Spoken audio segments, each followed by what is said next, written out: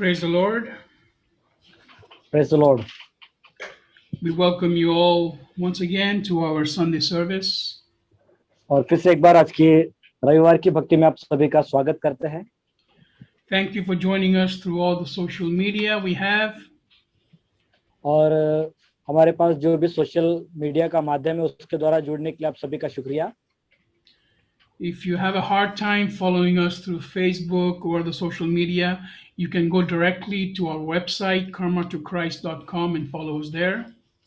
और social media के अलग अलग माध्यमों के द्वारा अगर आपको जुड़ने में तकलीफ हो रही है तो हम आपसे विनती करेंगे कि आप डायरेक्ट हमारे कर्मा टू क्राइस्ट www.karmatochrist.com पर विजिट करके आप वहां से भी हमको लाइव देख सकते हैं। And so today we are going to talk about recognizing God's wisdom. और आज जो है हम लोग बात करने वाले हैं एक शीर्षक पर और वो यह है परमेश्वर की बुद्धि को पहचाने। In the world, there are two types of wisdoms. संसार में दो प्रकार की बुद्धि पाई जाती है। There is a wisdom that is from God, एक ऐसी बुद्धि है जो परमेश्वर की ओर से होती है and there is a wisdom that is from the world. और एक ऐसी बुद्धि होती है जो संसारिक होती है या संसार की ओर से होती है। The wisdom of the world is limited, it will not get you very far. संसार की जो बुद्धि होती है वो बहुत ही सीमित होती है, वो आपको बहुत आगे तक लेकर नहीं जा सकती। But the wisdom of God is eternal and is only good things for you. लेकिन जो परमेश्वर की बुद्धि या परमेश्वर का ज्ञान है वह अनंतकालीन है और वो हमेशा आपके लिए भलाई के योग्य है। We need wisdom on things for everyday life. और हमें बुद्धि की आवश्यकता है हमारे दैनंदिन जीवन के हर एक कार्यों में। We need wisdom about business. हमें बिजनेस के विषय में बुद्धि की आवश्यकता है। We need wisdom for who we will marry. और किससे शादी करना चाहिए उसके लिए भी हमें बुद्धि की आवश्यकता पड़ती है। We need wisdom about raising our kids. और अपने बच्चों का पालन पोषण करने के लिए भी हमें बुद्धि की आवश्यकता होती है। We need wisdom and God's guidance when we are in ministry. जब परमेश्वर की सेवकाई में होते हैं तब हमें परमेश्वर से बुद्धि और उसके मार्गदर्शन की आवश्यकता होती है। And especially nowadays, in these difficult times, we need a direct guidance from God. और विशेष करके अभी जो बहुत ही कठिन ऐसा समय चल रहा है उस समय हमें परमेश्वर की ओर से बुद्धि और उसके मार्गदर्शन की आवश्यकता है। With so many people dying every day and the different rules in government, we need wisdom. और हम देख रहे हैं कि हर दिन बहुत सारे लोग जो है वो मर रहे हैं और सरकार चलाने के लिए सरकार को भी बुद्धि की आवश्यकता है। Some people say to take the vaccine. Some people say don't take the vaccine. कुछ लोग कहते हैं कि वैक्सीन आप लीजिए वो अच्छा है, कुछ लोग कहते हैं कि वैक्सीन मत लीजिए। Some people say wear the mask. Some people say don't wear the mask.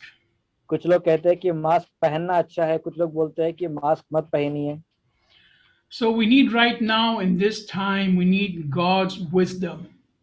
तो ऐसे समय में हमें परमेश्वर की बुद्धि की आवश्यकता है। Now, as a church, we are not here to give you medical advice. और एक कलीसिया होने के नाते हम यहाँ पर जो वैद्यकीय जो सलाह है वो हम यहाँ पर नहीं देते। But the advice we give you is that you ask the Holy Spirit and He will tell you. लेकिन जो सलाह हम देते हैं वो यही है कि आप पवित्र आत्मा से पूछें और वो पवित्र आत्मा आपसे बात करेगा। Don't make any decisions out of fear. और कोई भी निर्णय भय के कारण ना ले। Because the Bible says that God has not given us a spirit of fear.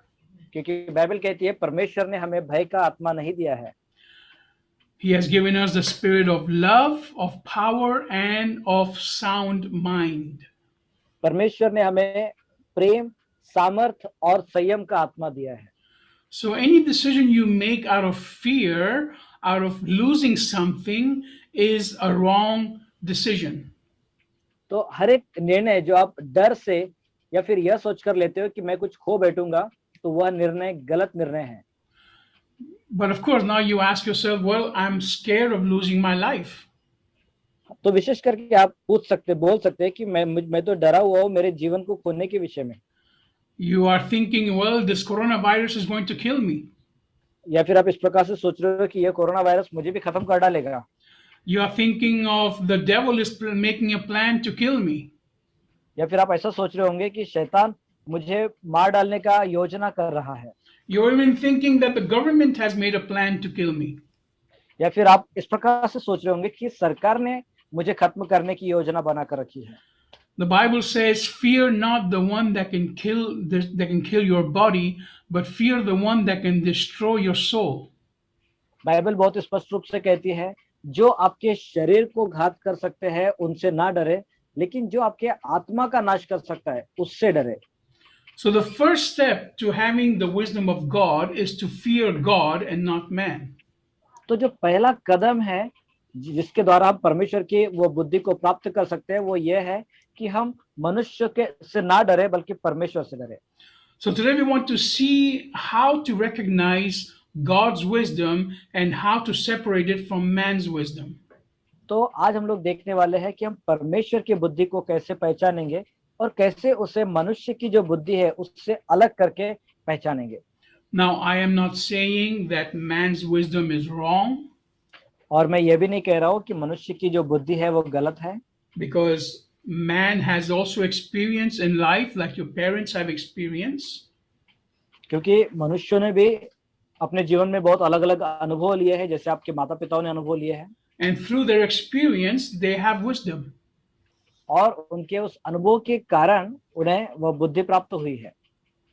But God's wisdom is higher than any experience.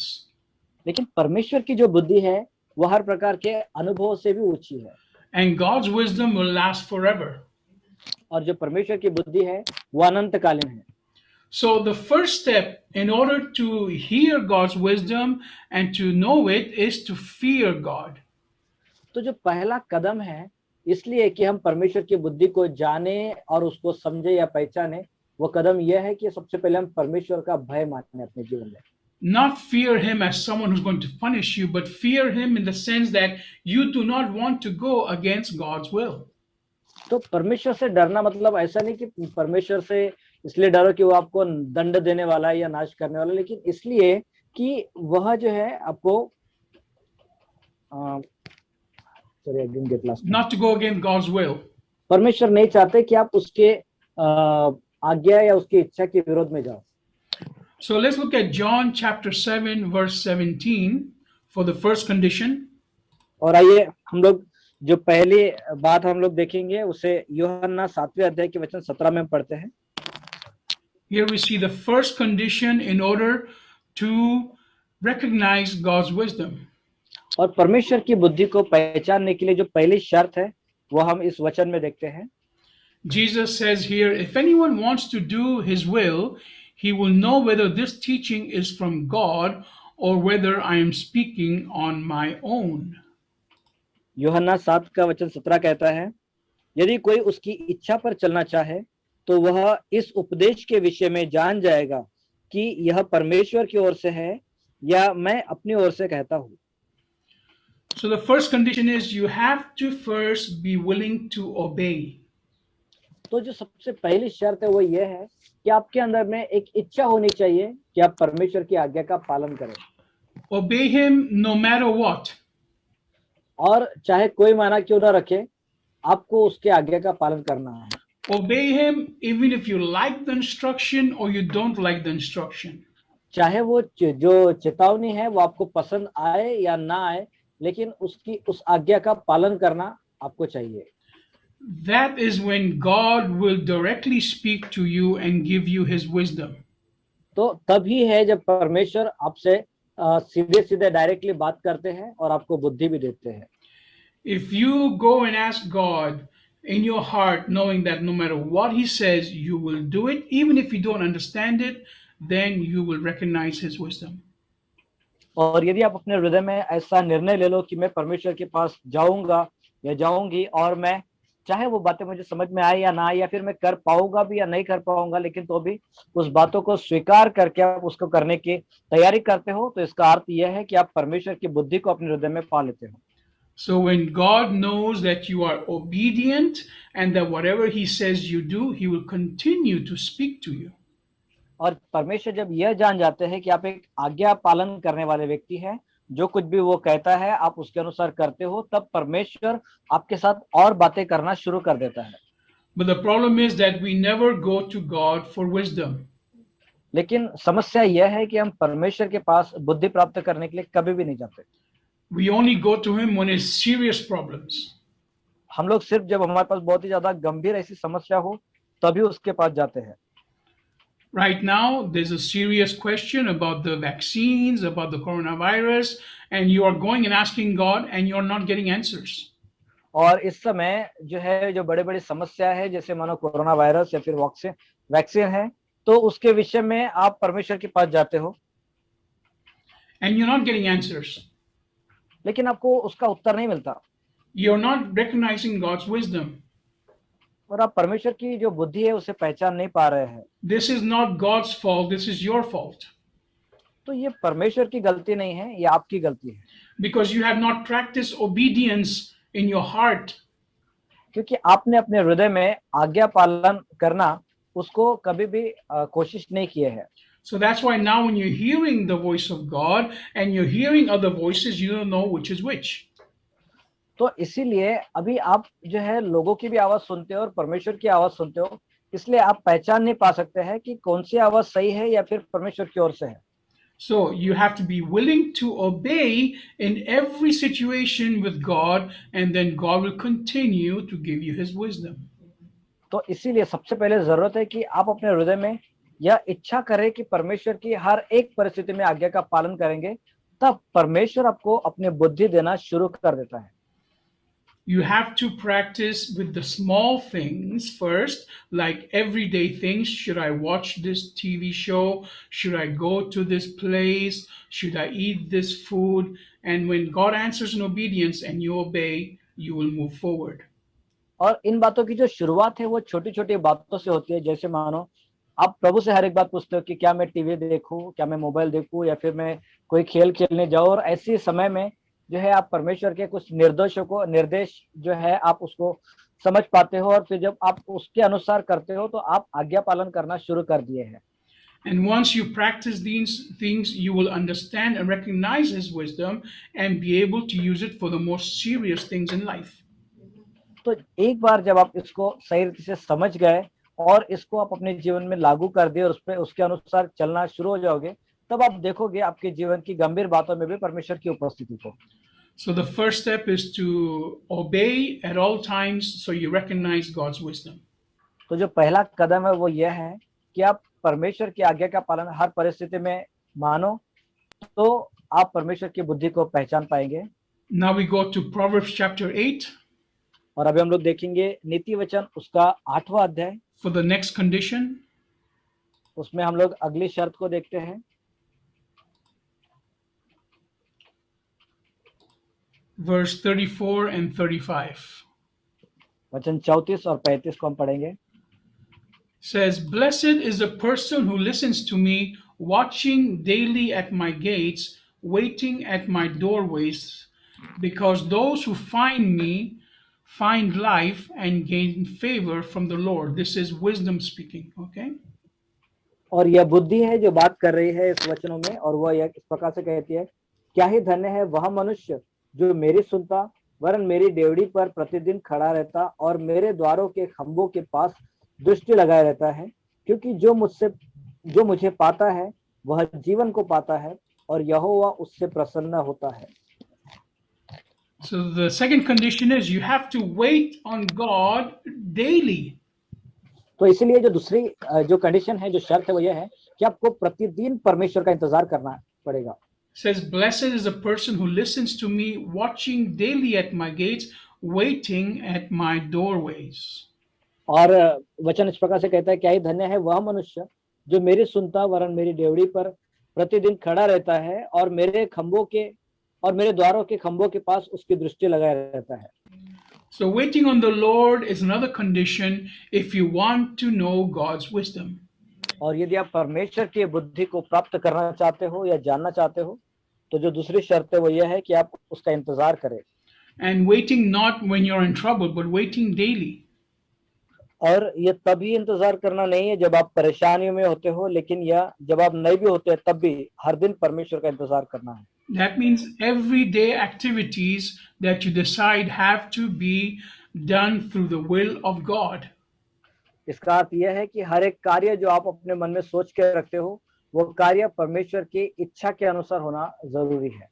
Let me ask you right now, did you pray before you came to this service? और मुझे सबसे पहले पूछने दो, आज की सभा में जुड़ने से पहले क्या आपने प्रार्थना किए थे? Now we know God wants everybody to listen to His word, and we personally want you to join us in this service. और अगर देखा जाए तो परमेश्वर चाहते हैं कि हम लोग जो है उसमें जुड़े, और अगर मैं अपनी तरफ से भी बता जाऊं तो व्यक्तिगत तौर पे मुझे भी पसंद है कि आप लोग हमारे साथ सभा में जुड़े। But is it God's wisdom for you to be here today? लेकिन क्या यह परमेश्वर की बुद्धि है या इरादा है कि आप आज हमारे साथ जुड़ो? It is important, even when we do something that is supposedly Christian or something that we're supposed to do in the church, is it part of God's will and part of His wisdom? तो क्या ये उतना महत्वपूर्ण है? मानो एक मसीह होने के नाते हम लोग जो कार्य करते हैं वही कार्य हम परमेश्वर की बुद्धि के अनुसार, उसकी इच्छा के अनुसार करें। Now, we as pastors, we pray that those that God has chosen to be here need to be here today. और हम जो पासबान है इस प्रकार से प्रार्थना करते हैं कि परमेश्वर जो लोग आपके द्वारा चुने हुए हैं वो ही लोग हमारे साथ रहे। And we also pray that those that need to listen to this sermon afterwards will listen to it. और हम लोग ऐसों के लिए भी प्रार्थना करते हैं कि जो आपके वचन को सुनने के लिए तैयार रहे वो हमेशा तैयार रहे और वचन सुनते रहे। But you need to wait on God as well and ask Him for everything you do. लेकिन आपको भी परमेश्वर का इंतजार करते रहना जरूरी है और हर समय आप ऐसा करते रहे। Now let's go to the next condition if you want to recognize the wisdom of God. और यदि आप परमेश्वर की बुद्धि को समझना चाहते हो तो हम लोग अगले शर्त की ओर जाएंगे। We go to Hebrews और हम लोग पढ़ते हैं इब्रानियों की पत्री chapter 11 verse 6. और उसका 11वां अध्याय वचन 6। And it says, now, without faith, it is impossible to please God, for whoever comes to Him must believe that He exists and that He rewards those who diligently search for Him. और वचन इस प्रकार से कहता है, और विश्वास बिना उसे प्रसन्न करना अनहोना है, क्योंकि परमेश्वर के पास आने वाले को विश्वास करना चाहिए कि वह है और अपने खोजने वालों को प्रतिफल देता है। The Bible is very clear that without faith, it is impossible to please God. तो बाइबल बहुत स्पष्ट रूप से कहती है कि विश्वास के बिना परमेश्वर को प्रसन्न करना अनहोना है। You have to first believe that God is actually there and He's on your side. और सबसे पहले आपको ये विश्वास कर लेने की बहुत ही ज्यादा आवश्यकता है कि परमेश्वर आपकी ओर है। You see, if you don't believe that God is on your side, then when He answers you and you don't agree with it, you will not do it. और मुझे आपको बताने दो, अगर आप ऐसा नहीं सोचेंगे कि परमेश्वर आपके साइड में है करके, तो आप उसको उसकी जो भी बातें वो आपसे कहेगा उसके साथ भी सहमत नहीं होंगे और उसकी आज्ञा का पालन भी आप नहीं कर पाएंगे। It is like when children ask their parents something and the parent says no, they get angry with the father and the mother because they don't understand that the parents are choosing the best for them. और यह कुछ ऐसा है, उदाहरण के लिए अगर मैं आपको बताऊं तो बच्चे अपने माता पिता से कुछ मांगते और माता पिता उनको जब नहीं कहते तो वो इस प्रकार से प्रत्युत्तर देते हुए जो है अपने माता पिता से क्रोध करते हैं, जबकि वो ये नहीं जानते कि उसके माता पिता के मन में उनके प्रति उससे भी कई अच्छी योजना रखी है। You see, the parents are always on your side. आप देखिए, आपके जो माता पिता है वो सदैव आपके ही तरफ है। Everything they choose will normally be for your benefit. और हर एक चीज जो जिसका चुनाव वे करते हैं वो हमेशा आपके लाभ के लिए ही होता है। Especially if they are in the Lord, they will go ask God first about anything that has to do with you. और विशेष करके अगर वे लोग परमेश्वर में हैं तो सबसे पहले वो प्रभु के पास जाकर पूछेंगे कि आपके लिए उनकी इच्छा क्या है। But if you believe that your parents are not on your side, then you will have a hard time obeying them. लेकिन अगर आप ऐसा देखते हो कि आपके माता पिता वो प्रभु में नहीं है, तो शायद आपका जो समय रहेगा वो थोड़ा सा कठिन सा समय रहेगा। So we have to first trust that God is there and He loves us. तो सबसे पहले हमें भरोसा करने की आवश्यकता है कि परमेश्वर है हमारे साथ और वो हमसे प्रेम करता है। And then we have to believe that He is real and He will give us a reward because we are waiting on Him.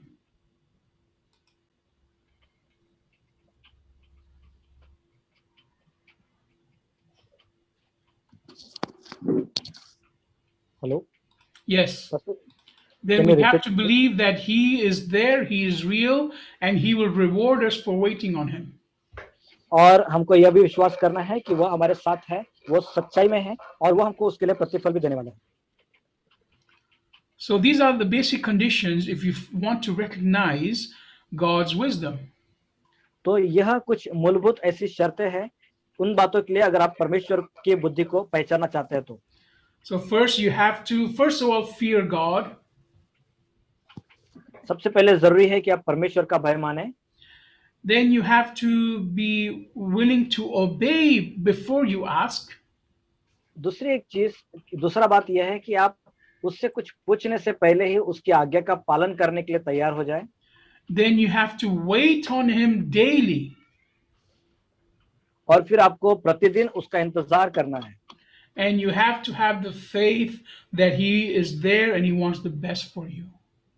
और आपको यह भी भरोसा रखना है कि परमेश्वर के पास आपके लिए एक अच्छी योजना है और वो हमेशा आप पर प्रकट करेगा। And you have to have faith that when you ask, He will reward you with an answer. और आपको एक विश्वास की भी आवश्यकता है, वो यह है कि जब आप उससे कुछ मांगे तो वो उत्तर के रूप में आपको जो है उसको प्रतिफल देगा। Now, even if after doing all these things, you still have doubt about what God's wisdom is for you, और ये सब बातें करने के बावजूद भी अगर आपके मन में किसी प्रकार की शंका होती है कि परमेश्वर की इच्छा और परमेश्वर की बुद्धि आपके विषय में क्या है, तो don't worry. It is a process you have to go through and grow doing. तो आप इसके विषय में चिंता नहीं कीजिए, क्योंकि यह एक प्रक्रिया है जिसके द्वारा आप प्रभु में बढ़ते हो। If you don't recognize right now His wisdom, then just go ask somebody who has practiced recognizing God's wisdom. और यदि आप परमेश्वर की बुद्धि नहीं पहचान पा रहे हैं तो मैं आपसे कहूंगा कि आप किसी ऐसे व्यक्ति के पास जाएं जिसने पहले से अपने जीवन में प्रभु की बुद्धि को अनुभव से प्राप्त किया है। In the church system, God has put pastors and leaders for this very reason. कलीसिया के सिस्टम में परमेश्वर ने इस कारण से पासबान और कुछ अगुओं के जो है चुनाव किया है। And these people are put there by God for this very reason, to help you grow and to learn how to recognize God's wisdom. और इन लोगों का चुनाव परमेश्वर की ओर से है और उन्होंने उनको वहां पर रखा है ताकि आप उनके बुद्धि के द्वारा अपने जीवन में किसी प्रकार की उन्नति को प्राप्त कर सको। In John chapter 10 verse 27 it says, "My sheep hear my voice."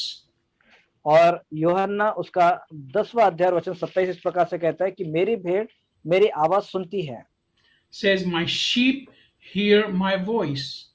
और वो वचन इस प्रकार से कहता है कि मेरी भेड़ मेरी आवाज सुनती है। Now, you might just be a lamb right now, not a full-grown sheep. और हो सकता है कि आप जो है एक मेमने ही हो, आप पूरी तरह से एक भेड़ नहीं बन चुके हो। So until you don't become a full-grown sheep, mature in Jesus Christ, you have to follow a sheep. तो जब तक आप मेमने हैं और पूरी तरह से भेड़ नहीं बन जाते हैं, तो आपके लिए जरूरी है कि आप उस भेड़ का अनुसरण करें, उसके पीछे चले। You have maybe not practiced enough or heard enough the voice of the shepherd. हो सकता है आपने जो है जो आपका जो चरवाहा है उसकी आवाज बहुत अच्छे रीति से सुना नहीं होगा या फिर बहुत ज्यादा उसका अनुभव नहीं किया होगा। That is why God has put pastors and leaders that are sheep in the church that can guide you in the voice of the Lord. और इसीलिए कलीसियाओं में पासबान और अगुवे होते हैं ताकि क्योंकि उन्होंने परमेश्वर की आवाज के साथ बहुत ज्यादा समय बिताया होता है, तो वे आपको मार्गदर्शन कर सकते हैं परमेश्वर के मार्ग में। In 1 Timothy chapter 3 verse 6, पहला तीमुथियुस उसका 3 अध्याय वचन 6, here we have a warning from the Lord about young Christians. और यहाँ पर हमारे पास परमेश्वर की ओर से कुछ जवान मसीह भाइयों के लिए एक एक चेतावनी है। It says he must not be a recent, it's talking about giving responsibility in the church to people, and it says he must not be a recent convert so that he won't become arrogant and fall into the devil's condemnation. और यह उस व्यक्ति के विषय मतलब जो नया है उसके विषय में कहते हैं, उनको लीडरशिप नहीं देने के विषय में, किसे नहीं देना चाहिए, वो वचन 6 से पढ़ते हैं। फिर यह कि नया चेला ना हो, ऐसा ना हो कि अभिमान करके शैतान का सा दंड पाए। And then it says he must be well thought of by outsiders so he doesn't fall into disgrace and the trap set for him by the devil. और वचन 7 इस प्रकार से कहता है, और बाहर वालों में भी उसका सुनाम हो, ऐसा ना हो कि निंदित होकर शैतान के फंदे में फंस जाए। And here we see that many young Christians fall into this trap. और यहाँ पर हम देखते हैं कि बहुत से मसीह जो भाई बहन हैं वे इस प्रकार के जाले में फंस जाते हैं। Now, when you see the documentaries on TV about wildlife, wild life, yeah, like life in the wild with और lions and all these things in Africa, for example. और उदाहरण के लिए मैं बता दूं कि अगर आप किसी जंगली जानवरों या फिर एक जंगल में जैसा जीवन जिया जाता है उसके विषय में अगर किसी की डॉक्यूमेंट्री या फिर जीवन कथा अगर आप टीवी में वगैरह देखते हो तो You will see that the lions always go and attack the small animal. तो आप हमेशा देखोगे कि जो शेर होता है वो हमेशा उससे जो छोटे जानवर होते हैं उन पर वो अटैक करता है। This is normal when the small baby animal is a little separated from the crowd, then the other animals attack. और यह बहुत ही सर्वसाधारण है कि जब कोई एक छोटा सा जानवर अपने झुंड में से अलग हो जाता है तो जो बड़े जानवर होते हैं वो जाकर के उन पर चढ़ाई करते हैं। The same thing happens inside the church. और वही बात कलीसिया के अंदर में भी होती है। When you are new in the church and you are new in Christ and you want to do things on your own all the time, the devil will attack you first. जब आप कलीसिया में नए होते हैं और आप कुछ करना चाहते हो तब शैतान जो है सबसे पहले आप पर चढ़ाई करता है। I am not saying that Jesus Christ is not strong inside of you if you are young. और मैं ये भी नहीं कहता हूँ कि अगर आप जवान भाई है तो यीशु मसीह आपके अंदर में मजबूती से नहीं है करके मैं नहीं कह रहा हूँ। But God needs you to grow in recognizing the wisdom of God before you take responsibility. लेकिन परमेश्वर चाहते हैं कि आप किसी भी जिम्मेदारी को अपने हाथ में लेने से पहले आप प्रभु की बुद्धि को प्राप्त कर ले और उसके लिए लायक हो जाए, तब परमेश्वर आपको देगा। I am not saying that you cannot pray and someone will get healed. और मैं ये नहीं कहता हूँ कि आप प्रार्थना करेंगे और दूसरों को चंगाई मिलना ही चाहिए करके। I am not saying that you can pray for people to get delivered out of demons. और मैं ये भी नहीं कहता कि आप लोगों के लिए इसलिए प्रार्थना करो ताकि वे दुष्टात्माओं से छुड़ाए जाए। But don't leave the authority God has put above you. लेकिन जो अधिकार परमेश्वर ने आपके ऊपर रखा है उसको आप अलग ना कर दे। Learn from these people that have been longer than you in church. और जो लोग कलीसिया में आपके काफी पहले से हैं उन लोगों की सुने और उनसे सीखने की आत्मा रखे। Learn what they have learned and God will teach you more. और जो उन्होंने सीखा है उन बातों को आप सीखें ताकि परमेश्वर आपको और भी ज्यादा सिखाए। Because the devil is out to get you. क्योंकि शैतान है बाहर ताकि आपको वो पकड़ ले। Because the devil knows that you are not as strong as the older sheep. क्योंकि शैतान जानता है कि उस बड़ी भेड़ के जैसे आप मजबूत नहीं हैं, बलवान नहीं हैं। So until you learn to recognize God's wisdom, please do ask your pastor and your leaders for the wisdom God gives them. तो जब तक आप परमेश्वर की बुद्धि को नहीं समझ सकते, आपका काम है कि आप अपने पासबान या लीडर के पास जाकर के उनसे प्रभु की बुद्धि के विषय में बातचीत करें। Now, there's condition for this to work.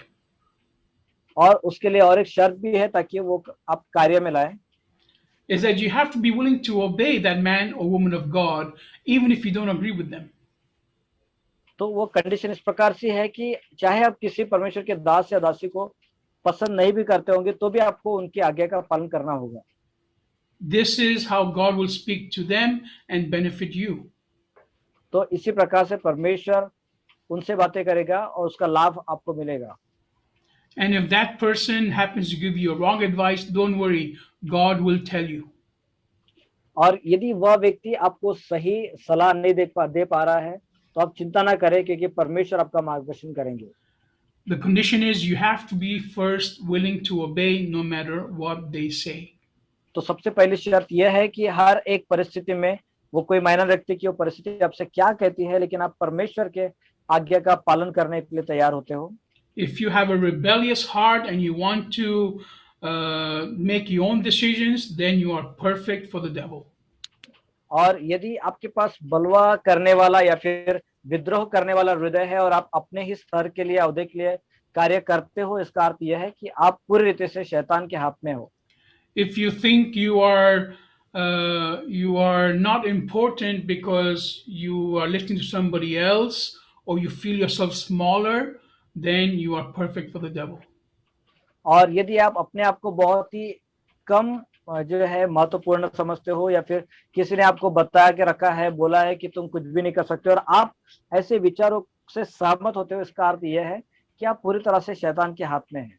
If you think that you should not be listening to other people but that God can speak to you directly, then you are perfect for the devil. और यदि आप इस प्रकार से सोचते हो कि आप जो है लोगों के द्वारा नहीं लेकिन परमेश्वर आपसे डायरेक्टली बात करेगा, तो इसका अर्थ भी यह है कि आप जो है शैतान के हाथ में हैं। Because remember that you are still young and you have not learned to recognize the wisdom of God. क्योंकि आप याद रखें, क्योंकि आप अभी भी जवान हैं और आपने अभी तक परमेश्वर की आवाज को पहचानने की जो है शुरुआत नहीं किए हैं। You know, every leader has always first been a follower. आपको मालूम होगा हर एक अगुआ जो आज है वो पहले किसी न किसी के पीछे चलने वाला, उसका अनुसरण करने वाला व्यक्ति था। This is the way the Bible has taught us. और यही एक तरीका है जिसे परमेश्वर ने हमें सिखाया है। The greatest prophets always had leaders they followed.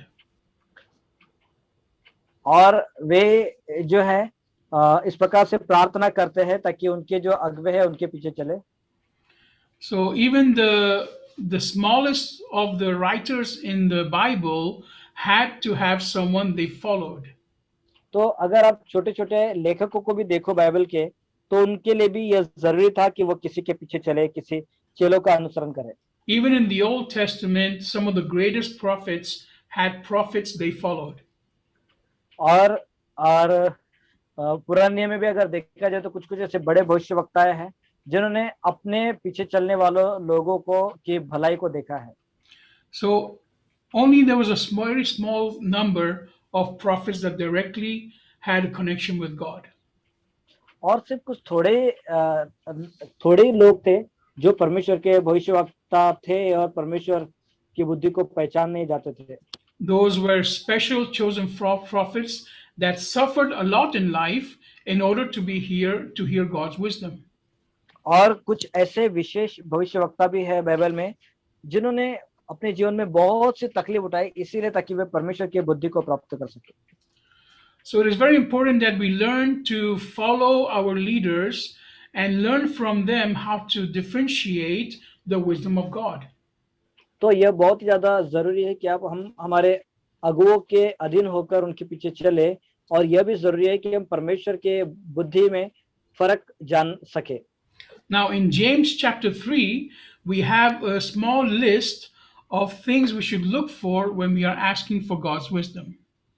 और अभी याकूब उसके तीसरे अध्याय में कुछ ऐसी बातें हैं, एक ऐसी लिस्ट है जो हम प्रार्थना में प्रभु से मांग सकते हैं। So James chapter 3 verse 13. और याकूब तीसरा अध्याय वचन 13 says, "Who among you is wise and understanding? Let him show by his noble conduct that his actions are done humbly and wisely." वो इस प्रकार से वचन कहता है, तुम में ज्ञानवान और समझदार कौन है, जो ऐसा हो वह अपने कामों को अच्छे चाल चलन से उत्तम नम्रता सहित प्रकट करे, जो ज्ञान में सही उत्पन्न होते हैं। But if you have bitter jealousy and rivalry in your hearts, stop boasting and slandering the truth.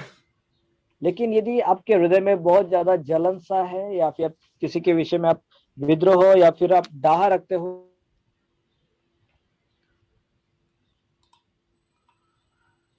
Now, that kind of wisdom, says here, does not come from above. No, it's worldly, self centered, and demonic.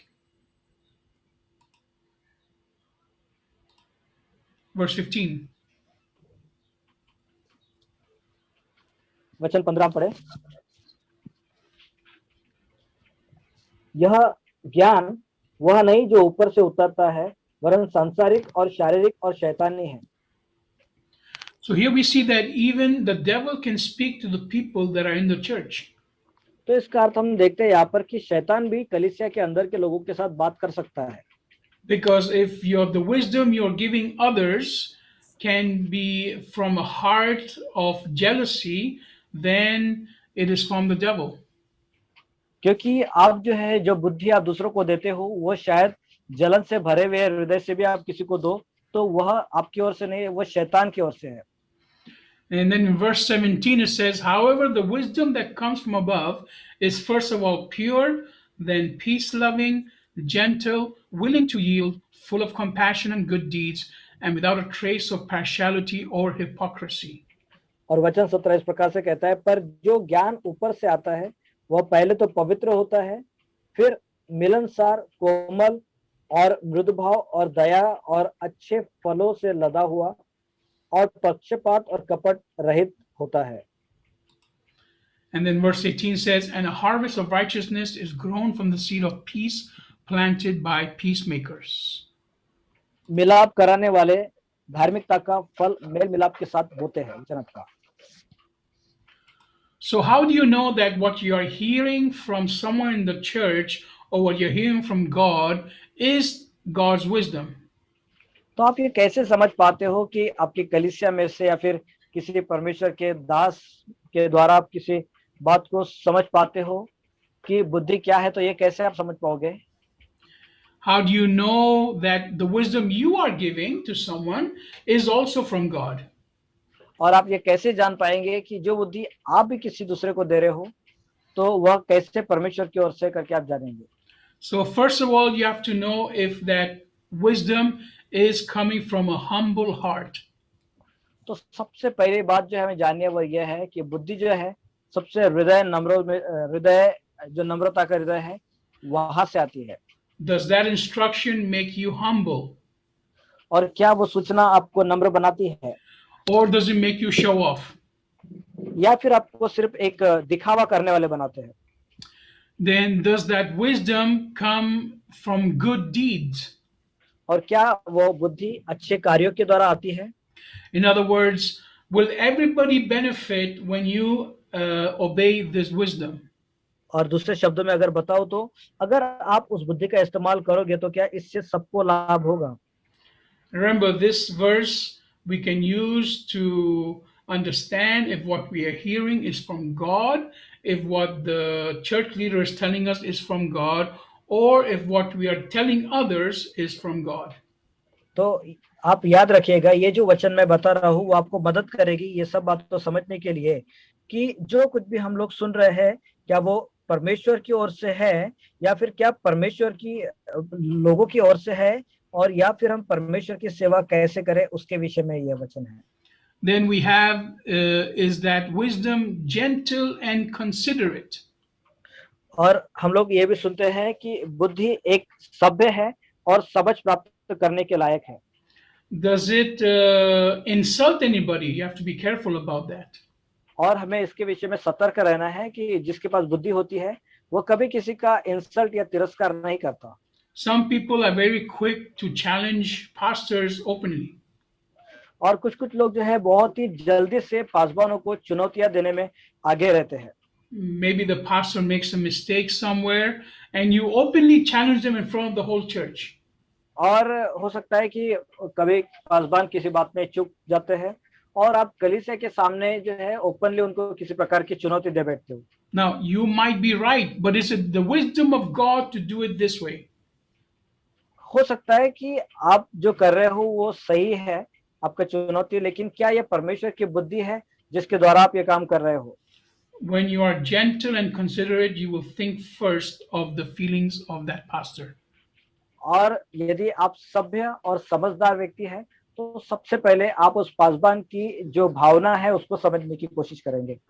Now, does this wisdom make you a peacemaker? और फिर क्या यह बुद्धि आपको मेल-मिलाप कराने वाले बनाती है? Or does the instruction you are receiving or giving add more wood to the fire? और यह जो इंस्ट्रक्शंस और जो भी वचन जो आप प्राप्त कर रहे हो, क्या उसके लिए आपने अपने आप को और अग्नि से तैयार किया है? Then is it something that is merciful and forgiving? और उसमें कुछ ऐसी बातें भी है जिसे हम लोग दयावान या फिर क्षमा करने वाला कहते हैं। Does it allow you to show or receive God's unconditional love? और क्या वो आपको अनुमति देता है और दिखाने के लिए कि आप मसीह के असीमित प्रेम को प्रदर्शित करें? Now, is that wisdom or the instruction, is it sincere? और आप जो बुद्धि या फिर जो जो कुछ भी निर्देश किसी को दे रहे हो, क्या वो सच्चे हैं, वो गंभीरता से है? Or are you trying to trick the person, or is the person trying to trick you? या फिर आप किसी व्यक्ति को अपने जाल में फंसाने की कोशिश कर रहे हो, जैसे वह आपको अपने जाल में फंसाना चाहता हो। And then, of course, you have to make sure that the wisdom you receive is from an impartial person. और विशेष करके एक बात जो सबसे ज्यादा महत्वपूर्ण है, आपको जानने की जरूरत है कि आपको उस बुद्धि को संभाल के रखना है, क्योंकि ये बुद्धि जो है बहुत ही बहुमूल्य व्यक्ति के द्वारा आती है। Or is the wisdom you are about to give to someone also impartial? और ये भी समझना है कि जो बुद्धि है, जो बातें आप दूसरों को सिखाना चाहते हो, वह भी पक्षपात की बातें नहीं है। In other words, you don't have favorites when it comes to giving wisdom. और दूसरी बात अगर शब्द में बताया जाए तो यदि आप किसी को बुद्धि देना चाहते हो तो उसमें परमेश्वर का अनुग्रह होना चाहिए। I know of a pastor that had to make this difficult choice many years back. और मैं एक पासवान के विषय में जानता हूँ, उसको काफी वर्षों पहले एक प्रकार का चुनाव करने की आवश्यकता पड़ी थी। He has many ministries now, और अभी के समय में उनकी काफी सारी सेवकाइयां हैं। and many years ago, he was living in a farm with many other Christians. It was a Christian community. और कुछ वर्ष पहले वह खेतों में रहा करता था मसीह समुदाय के लोगों के साथ। And there, many other Christians were living, young Christians were living there, including his family. और उसके परिवार को पकड़कर वहां पर और भी बहुत सारे मसीह लोग जो जवान हैं, ऐसे लोग भी वहां पर रहा करते थे। And his children had all grown up now. They were also working in the ministry with him. और उनके जो बच्चे हैं वो भी बढ़ गए और वो भी उनके साथ सेवकाई में हाथ बटाने लगे। And his son, his oldest son, fell in love with one of the girls in the farm. और फिर उनका जो बड़ा बेटा था वह उनकी खेती में काम करने वाली किसी एक लड़की से प्रेम करने लगा। And there was another man also in the farm that fell in love with the same girl. और उसी खेत में और एक दूसरा व्यक्ति था और वह भी उसी लड़की से प्रेम कर बैठा। So there were two men in love with the same girl in the Christian community. तो मसीह समुदाय में यहाँ पर कुछ ऐसे दो लोग थे जो एक ही लड़की से प्रेम कर बैठे। One was the pastor's son and one was another member.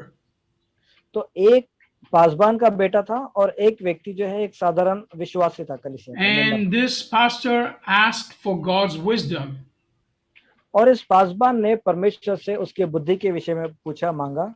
And the Lord answered the pastor saying that his son was not to marry this girl. तो फिर परमेश्वर ने इस प्रकार से उस दास को बताया और उसने निर्णय लिया कि यह उसका बेटा जो है वह उस लड़की से विवाह ना करे। It was a difficult decision for him to take, but he had to obey God's voice. और उसके लिए यह निर्णय लेना बहुत ही कठिन था, लेकिन फिर भी परमेश्वर की आवाज का आज्ञा पालन करना यह उसके लिए ज्यादा महत्व रखता था। Because he had to be impartial and not give favor to his son. क्योंकि उसको बहुत ही जो है संवेदनशील रहना था और किसी का पक्षपात किए बिना ही अपने अपने बच्चों को जो है उसको फेवर नहीं देना था। So then this other man married this girl, they went ahead, they had a family, and now they are both in ministry.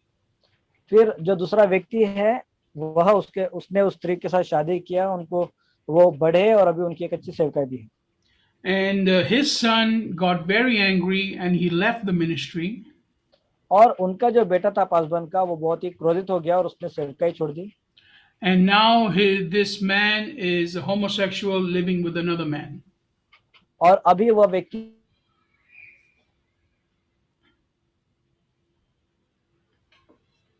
You got cut off. Yes. ऐसी प्रक्रिया मतलब दूसरे व्यक्ति के साथ। So now the son of this pastor has left the ministry, has left the Lord, and is living with another man. तो अभी ये जो पासवान का बेटा था उसने पास्टर को, सेवकाई को और अपने घर को छोड़ दिया और एक पुरुष के साथ रहने लगा। So the pastor made the right decision. तो पासवान ने सही निर्णय लिया था, because his son already had a rebellious heart. क्योंकि उसके बच्चे का जो है बहुत ही कठोर या फिर बलवा करने वाला ऐसा हृदय था। So by being impartial, he saved that girl's life. और उसने इस समय इस जगह पर जो है वह पक्षपात नहीं करने के द्वारा उस लड़की की जान को उसने बचाया। So here we see the important things that we need to understand if we want to recognize God's wisdom. तो इसीलिए यहाँ पर हम देखते हैं कि हमें यह समझने की आवश्यकता है कि हम परमेश्वर की बुद्धि को पहचान सकें। The first thing is you have to be willing to obey. पहली बात यह है कि आपके पास इच्छा होनी चाहिए कि आप आज्ञा का पालन करें। Willing to obey before you ask. और परमेश्वर से कुछ पूछने से पहले ही उसकी आज्ञा का पालन करने के लिए तैयार हो जाए। You have to be waiting on him every single day for every single thing. और हर दिन आपको हर प्रकार की चीजों के लिए परमेश्वर से मांगना है या इंतजार करना है। And you have to have the faith that God is real and that he loves you and is on your side. और आपको आपके हृदय में एक विश्वास रखने की आवश्यकता है कि परमेश्वर सच्चा है और वह आपकी ओर है। And you have to, if you don't understand how to do these things, then you have to go ask one of your leaders. और यदि इन बातों को आप करने के लिए असक्षम हो, समझ नहीं पा रहे हो, तो आपको जरूरी है कि आप अपने कलीसिया के पासबान या अगुवे से जाकर पूछें। And then read James chapter 3 like we just read, and there gives you a list of the things you have to keep in mind in order to receive and understand God's wisdom. और अभी अभी जैसे हमने याकूब उसका तीसरा अध्याय पढ़ा है, आपको वो पढ़ने की आवश्यकता है और वहां पर जो है अलग अलग उदाहरण है जिसके द्वारा आप समझ पाओगे कि आप कैसे परमेश्वर में परिपक्व हो सकते हैं। The more you practice it, the easier it will become. जितना ज्यादा आप इसका अनुसरण करोगे उतना ही ज्यादा वो आसान होते रहेगा। And remember one thing, God cares about every single thing in your life. और एक चीज हमेशा याद रखें कि परमेश्वर आपके जीवन के हर एक चीजों के विषय में जो है चिंता करता है। He cares about why you wear these kind of clothes and not those clothes. और वह इस प्रकार से भी सोचता है कि आप ऐसे प्रकार के कपड़े क्यों पहनते हो और उस प्रकार के सभ्य कपड़े क्यों नहीं पहनते हो। He cares about why you make your hair this way and not that way. और वह जो है आपके विषय में चिंता करता है कि आप अपने बालों को इस साइड में नहीं लेकिन दूसरे ओर मोड़ते हो। He cares about what TV programs you are watching. और वह इस बात की भी चिंता करता है कि आप कौन से टीवी में कौन से प्रोग्राम को देख रहे हो। He cares about who you are in contact with. और परमेश्वर इसके बारे में भी बहुत चिंतित होता है कि आप किस किस के साथ कांटेक्ट में हैं। When you surrender all these things daily to God and ask for his wisdom, और यदि आप ये सब बातों को परमेश्वर के हाथ में समर्पण करके प्रभु से रोज प्रार्थना करके उसको उससे बुद्धि मांगे तो then you will have answers also for the big questions. तो फिर आपके जीवन में जो बड़े बड़े सवाल है उसके भी जवाब आप पा सकते हो, मिल पाएंगे आपको। You will know who to marry. आपको समझ में आएगा कि किसके साथ शादी करना चाहिए। You will know when to marry. आपको ये भी समझ में आएगा कि कब अपनी शादी करना चाहिए। You will know which business to start.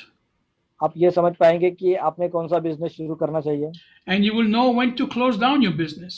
और आपको ये भी समझ में आएगा कि कब मुझे अपना बिजनेस बंद कर देना है। And most important of all, और इन सब से बढ़कर you will know which church to be in. आप ये भी जानेंगे कि कौन सी कलीसिया में रहना अच्छा है। So I pray today that you will open up your heart to the Lord. तो मेरी आज ये प्रार्थना है कि आप प्रभु के सामने अपने हृदय को खोल दें। And if you have not received Jesus Christ in your heart, और यदि आपने अभी तक यीशु मसीह को अपने हृदय में ग्रहण नहीं किया तो that you will ask Him right now to come and live inside of your heart. तो आप इसी समय परमेश्वर से प्रार्थना करके पूछ सकते हो कि प्रभु आप आइए और मेरे हृदय के अंदर में जमा हो जाइए, रह जाइए। Because without the wisdom of God, you will surely die in your sins. क्योंकि परमेश्वर की ओर से आने वाली बुद्धि के बिना अगर हम जीवन जिएंगे तो अपने पाप में मर जाएंगे। Without Jesus Christ in your heart, you will not be able to wash away your sins. और यीशु मसीह के बिना आप अपने पापों को भी धो नहीं सकते। Don't fear about the ones that can kill your body. तो जो आपके शरीर को नाश कर सकते हैं उनका डरना माने। Fear the one that can destroy your soul in hell forever. लेकिन उसका भय माने जो आपके आत्मा को नाश कर सकता है और हमेशा के लिए नरक में डाल सकता है। God bless you and have a wonderful week ahead. परमेश्वर आप सभी को आशीष दे और आपका एक अद्भुत और एक अच्छा सप्ताह आगे में हो। We remind you that on the 16th of May, we are having a special deliverance meeting online. और आपको मैं याद दिलाना चाहता हूँ कि मई 16 को हमारी विशेष छुटकारे की सभा रहेगी online. This will be after the Sunday service. और यह सभा जो है रविवार की भक्ति के बाद होगी। And this will not be aired live. It will be only for the Zoom meeting. और यह जो है वो लाइव सबके लिए नहीं होगा लेकिन सिर्फ जूम मीटिंग के लोगों के लिए रहेगा। If you are a believer, please come. And if you want to invite someone that is not a believer, that is okay also. और यदि आप विश्वासी हैं तो हम चाहते हैं कि आप हमारे साथ रहें। और अगर कोई दूसरे विश्वासी जो है वो भी अगर इसके साथ भाग होना चाहते हैं तो आप उनको भी बुला सकते हैं। Come in fasting if possible. अगर आपको संभव है तो उपवास के साथ आइए। And we will pray together for deliverance for everyone around us. और हम लोग एक साथ मिलकर हमारे इर्द गिर्द रहने वाले सभी के छुटकारे के लिए प्रार्थना करेंगे। And if you are comfortable enough, I will directly pray for your needs while you are in the meeting. और अगर आपको सही लगे तो मैं मीटिंग के दौरान भी डायरेक्टली आपके लिए प्रार्थना करते रहूंगा। And if you're not comfortable, don't worry. You can send us a message and we can set up a time after the meeting for a one-on-one session. और यदि आप ऐसे कंफर्टेबल नहीं हो तो हम लोग जो है आपको सेक्शन के विषय में बताएंगे ताकि आप वहां पर आकर के हमारे साथ जुड़ सकते हो। But I guarantee you that just by praying together, the chains will be broken. लेकिन मैं आपको एक चीज की गारंटी देता हूँ कि अगर हम एक साथ मिलकर प्रार्थना करेंगे तो निश्चित ही चैन टूट जाएगी। There is power in the word. परमेश्वर के वचन में सामर्थ्य है। And when we pray God's word, things will start to change. और जब हम लोग परमेश्वर से प्रार्थना करते हैं तो परमेश्वर का वचन जो है चीजों को बदलने की शुरुआत करते हैं। God bless you. Have a wonderful weekend. परमेश्वर आप सभी को आशीष दे और आपका एक अच्छा सप्ताह हो।